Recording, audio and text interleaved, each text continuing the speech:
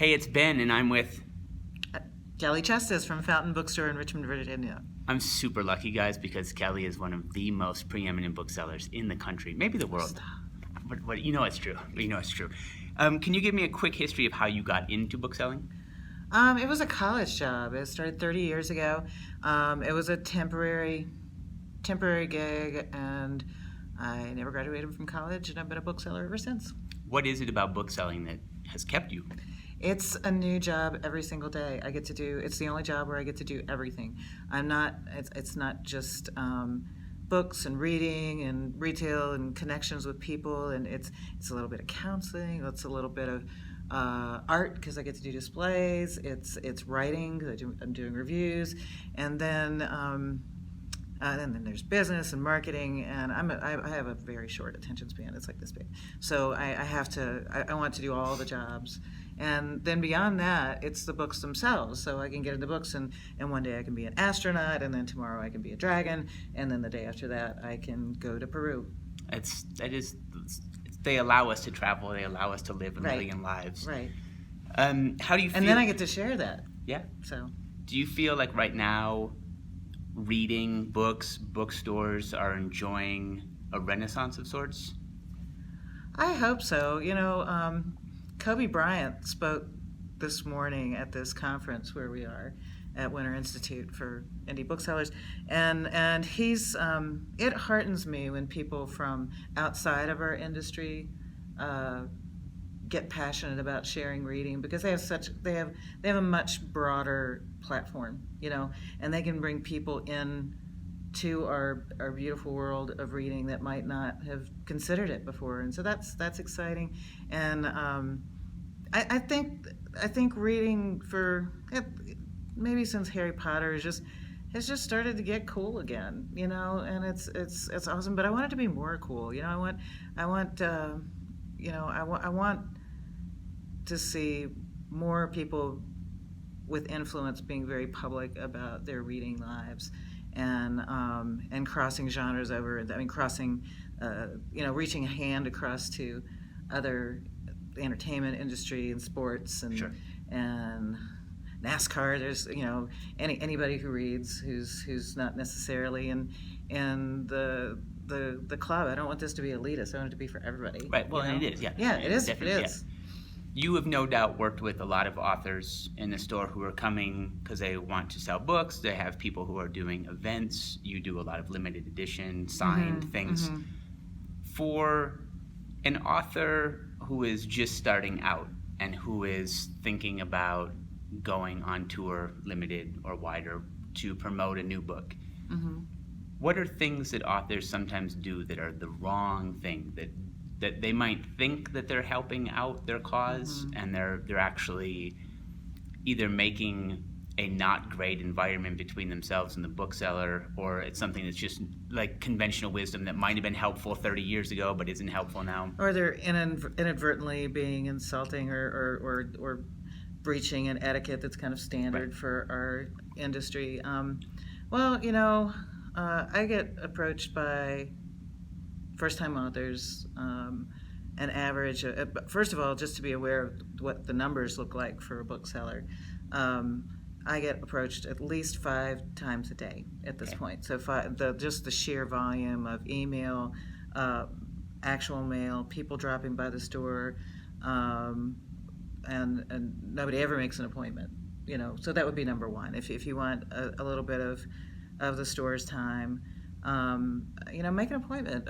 Random House makes an appointment, and Right, and if Random House makes an appointment, and and Ashat's making an appointment, and then it's just respectful, and you don't know what we have going on that day. So, and I wouldn't walk into the bank and ask for a loan without. I wouldn't just it's just treat us like the professionals that hopefully we are.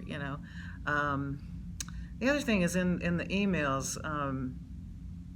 Frequently, I get emails with that this is me. You should carry my book, and they're all, and this is why, and the really long ones.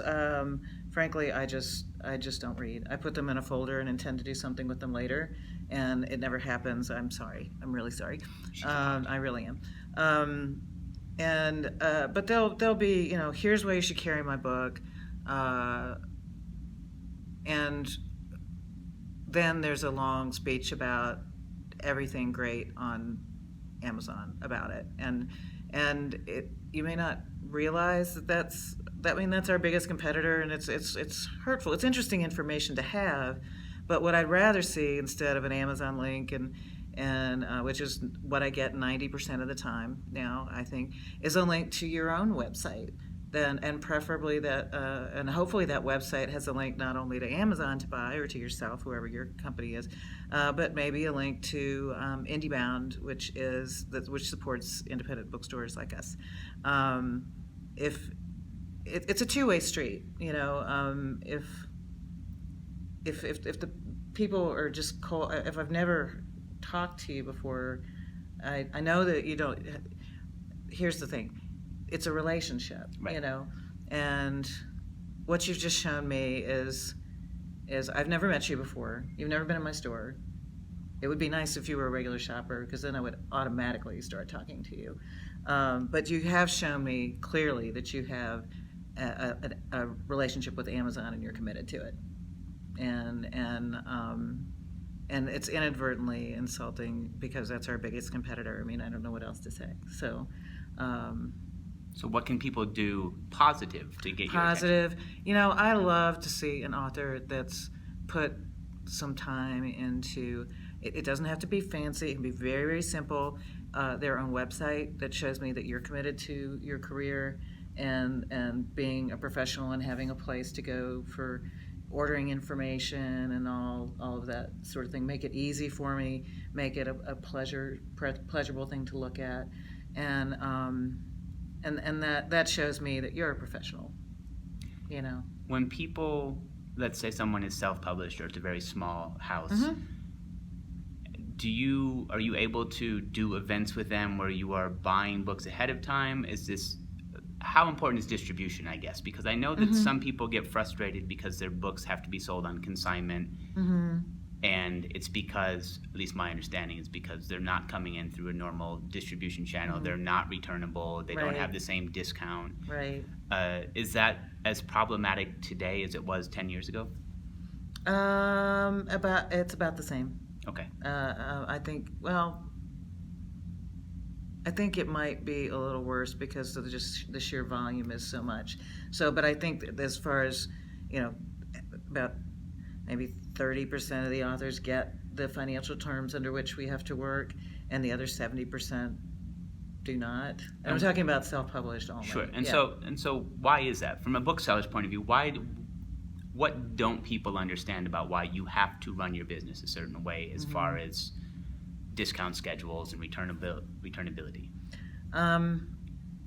Because it's the way we work with all of our books. So if I buy something from a major company, a large company, that's returnable because they understand that we're taking it with it's sort of a trial, and it has a time limit, and that time limit with some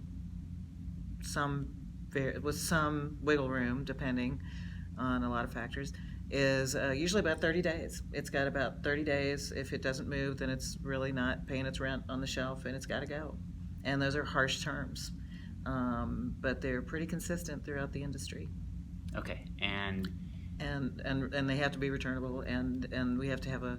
Can I talk about numbers on here? Is that sure? If you want to, if you feel comfortable talking about it. Yeah, I'm not sure I'm allowed to do that. That might be a. Okay. Okay.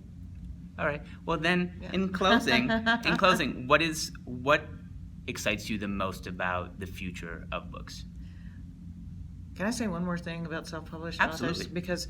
Because I want to make it really clear and state the fact that from time to time the number one selling book of the year in Fountain Bookstore has been a self-published book. And I'm all about spreading some love and making some money together, and being supportive.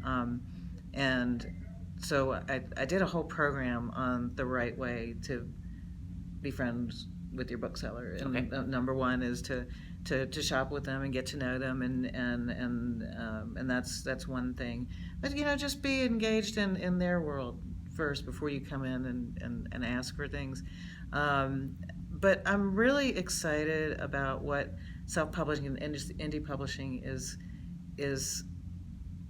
doing to shake up the market. Because things are getting out there that wouldn't have had a home anywhere else, but particularly indie publishers and some self-published. We work with a group called Dart Frog that is doing vetting for self-published authors, so they're decent packaging and returnable, and they're great. Ingram Spark is a great resource as well.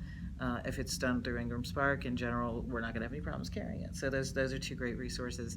But what do I like most? What What are you most excited about in 2019 as far as books go? Oh, It could my be a book. It gosh. could be a trend. It could be the store.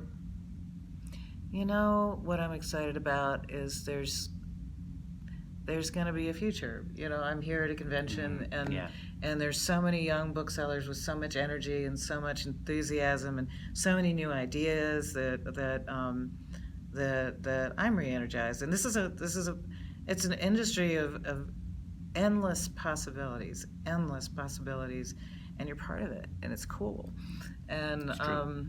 and that's what's special to me. And I'm glad to see that there's no place. It doesn't look like there's any end in sight. Awesome. Yeah. Can you give the camera a close-up while we say goodbye? Yeah. Thank you, my good friend Kelly Justice. It's good to see you.